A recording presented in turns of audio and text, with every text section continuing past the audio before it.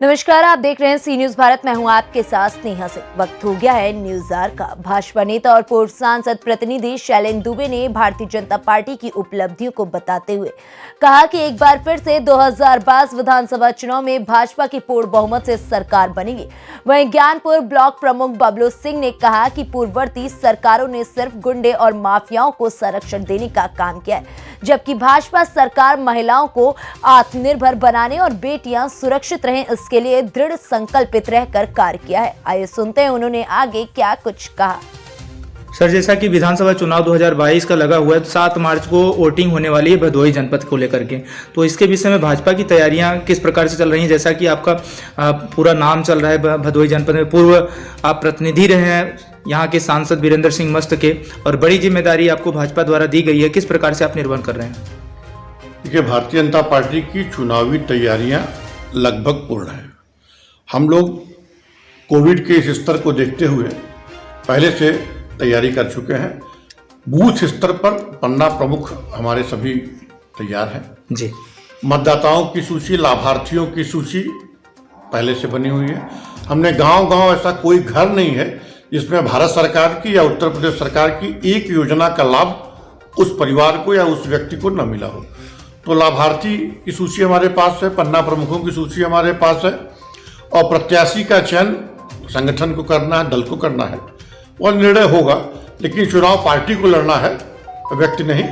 इस नाते तैयारियां हमारी लगभग। सर, जैसा कि डोर टू डोर कैंपेन चल रहा है, तो आप किन उपलब्धियों को लेकर जनता के बीच जा रहे हैं और किस तरह का समर्थन मिल रहा है?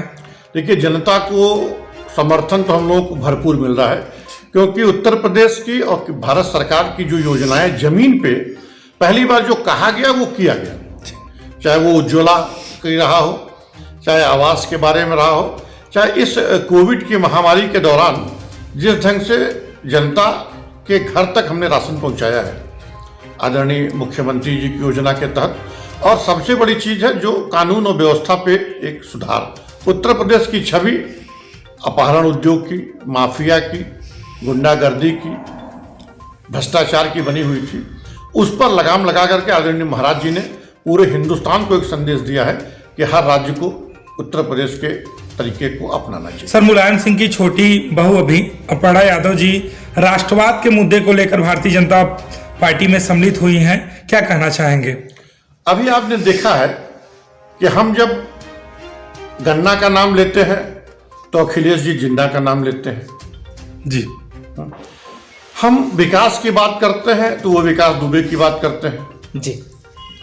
तो ये बताता है कि आप सपा की सूची देख लीजिए, वही सपा है जो अपराधियों से भरी हुई है।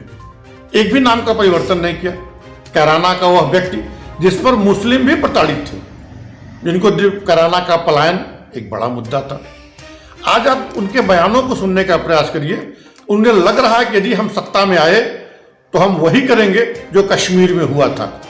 जो उत्तर प्रदेश की जनता जागरूक हो चुकी है, इन सब विषयों को जानती है, और सपा को तो बहुत करीब से देखा है जनता ने, तो वो जानती है। आपको क्या लगता है सर, कितनी सीटें आएंगी विधानसभा 2022 चुनाव में? हम 325 सीट जीते थे, और भरोसा रखिए कि जब परिणाम आएगा तो हम उससे आगे रहेंगे। अंतर्राष्ट्रीय बालिका दिवस था कल, और जिस तरह से उत्तर प्रदेश सरकार में बेटियां सुरक्षित हैं, महिलाएं स्वावलंबी बनी हैं, क्या कहना चाहते हैं? किस तरह से ये बेहतर सरकार है सपा सरकार की तुलना में?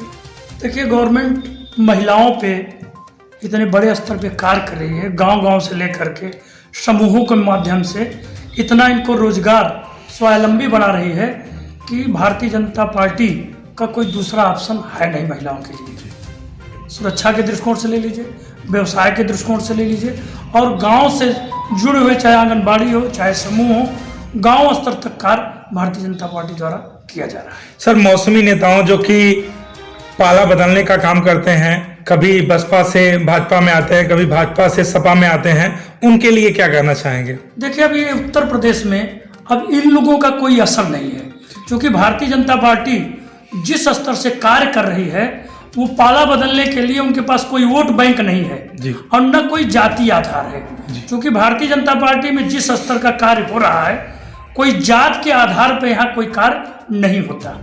अगर गरीब स्तर का काम है तो किसी भी जाति के लोग हैं उनका काम भारतीय जनता पार्टी द्वारा किया जा रहा है। इसलिए इनको पाला बदलने का लाभ किसी भी दल में, चाहे वो समाजवादी से हो, चाहे बसपा से हो, चाहे कांग्रेस से हो, ये वोट बैंक कहीं नहीं ले जा सकते। अगर हम बात करें प्रमुख जी, तो पिछले 25 वर्षों से ज़्यादा समय जो भी हुआ है, यहाँ पे कमल ज्ञानपुर सीट पे नहीं खिला है। क्या आपको लगता है इस बार बदलाव होगा? देखिए, अब की बार भारतीय जनता पार्टी द्वारा जो कार्य किया गया है, गांव और जमीन और बूथ और महिलाओं को देखते हुए, वृद्धा को देखते हुए, युवाओं को देखते हुए, इससे लगता है कि भारतीय जनता पार्टी जमीनी स्तर पे बहुत मजबूत हो चुकी है और ज्ञानपुर सीट भारतीय जनता पार्टी के पाले में ही जाएगी। जैसा कि आप सर ज्ञानपुर के ब्लॉक प्रमुख हैं, दोबारा आप ब्लॉक प्रमुख निर्वाचित हुए हैं, तो आपके द्वारा ज्ञानपुर ब्लॉक में किस तरह से विकास कार्य किए जा रहे हैं?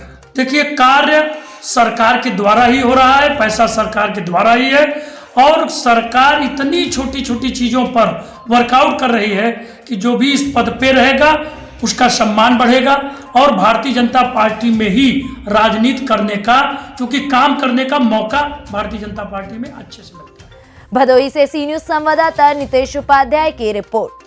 फिलहाल इस खबर में बस इतना ही। देश विदेश की ऐसी तमाम खबरों को देखने के लिए बने रहें सी न्यूज भारत के साथ।